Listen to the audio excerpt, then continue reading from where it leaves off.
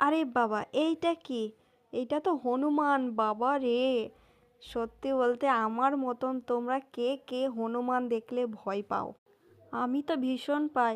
কারণ এদেরকে যতই ভালোবেসে খাবার দাও না কেন, সর্বশেষে সেই দাঁতটা তোমাকে দেখাবেই।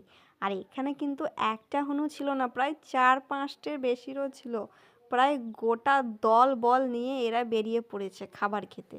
পাড়ার ছেলেপুলে প্রায় পাগল হয়ে গেছে হনুমান দেখার জন্য, মানে বাড়িতে একটাও ছেলেপুলেও নেই, সব বেরিয়ে পড়েছে। আর এইদিকে ওদের জ্ঞান নেই যে হনুমান যদি এক চড় মারে গালে, তো গালের চামড়া তুলে নেবে।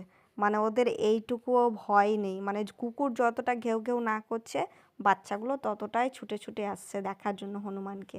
আর এইখানে দেখো এরা কীরকম ঝগড়া লেগেছে তিনজনে খাবার নিয়ে।